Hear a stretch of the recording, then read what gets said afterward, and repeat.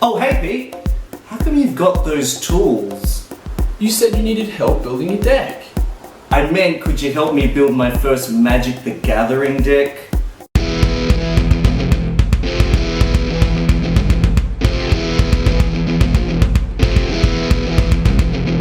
Magic the Gathering. Hi, my name is Danny. I'm from Board Game Sanctuary, and this is my good friend Pete from Casual Magic Time. Today, we're going to take you through our 5 tips for beginner players who are trying to build their first ever Magic the Gathering deck.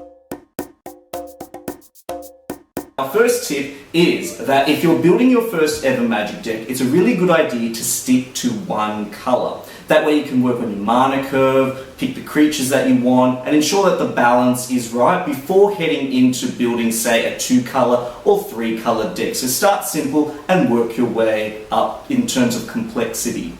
Another good reason to play a monocolour deck to start with is you don't have to dish out all the cash for those really expensive dual lands. So you won't be spending quite as much money on your mana base. What you could spend your money on is getting those Planeswalker decks, which are already pre-made and is a really great example of how to actually build a deck. You don't necessarily have to use it. I mean, sometimes we buy them, we pull them apart, and we put in cards that we want, and then you can kind of evolve it over time. Our second tip is knowing your play style. Now, there are 5 different colours in Magic the Gathering. What if my playstyle is to win all the time? Well, then you can play to win, Danny, but it'll work out for you. The first colour, if you're interested in finding out the difference between the 5, is mountains, or red. Now, if you're really interested in being an aggressive player and playing with fire and brimstone and burning and melting your opponent's face off, red is probably more up your alley. I'd hope that your opponent would want their face back after they play with you. The second colour is forests, or green. This is one of my particular favourites. When I first started Magic, my first deck was a mono green deck.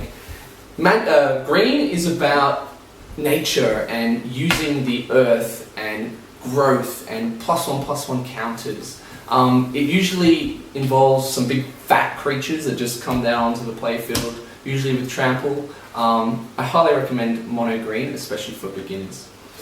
The third colour is plains. Now, if you're interested in protecting yourself and gaining life and building armies of soldiers, this is probably more up your alley. There's nothing plain about plains. For sure. The fourth colour is swamps, or black.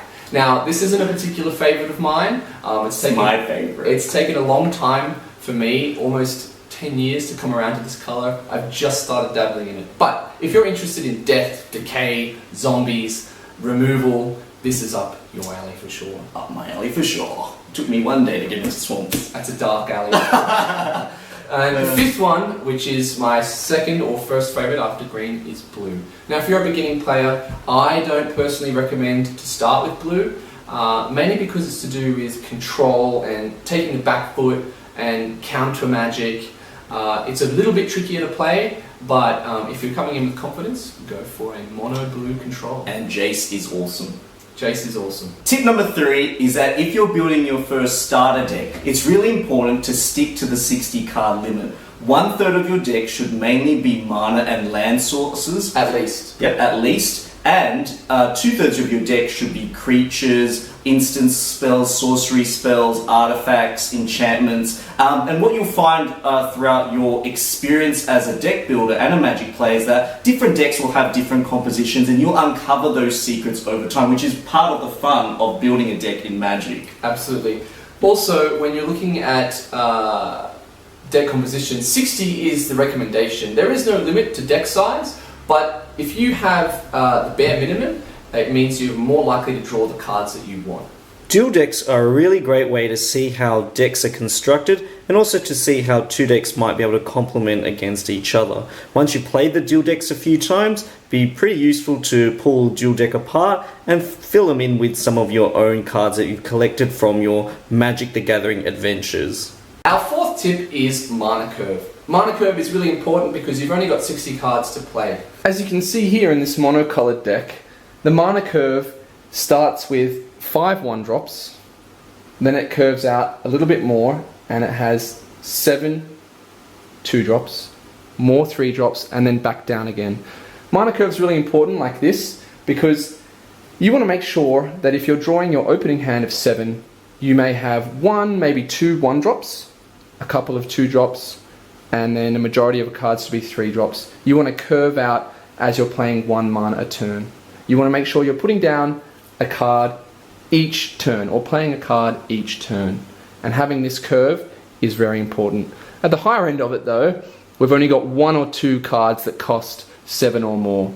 This is really important because you don't want to draw an opening hand of 7 that's full of cards that are 7 to cast, because then you won't be able to cast any of them until turn 7, and you probably won't even have 7 lands by that point.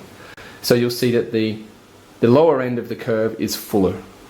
And it's really important to note that because this is a forest deck, that forest has just in the play style, it has a really mana rich source. So there's lots of cards that will allow you to search your deck for a forest, or search it for like a basic land card and put them out on the battlefield, or put it into your hand. Yeah, green makes it very easy to ramp up your mana faster than playing 1 a turn. Our 5th and final tip is that when you're building your deck, it's really important to choose creatures and spells that work together and synergize well. Having really good card combos is kind of like the engine building mechanism in your deck that really helps you to showcase how your deck works, but also garner that important victory against your other player. Sometimes you might not always win, but actually seeing how your deck unfolds is also part of what's fun about it. Absolutely, and dude, I always win. I always win.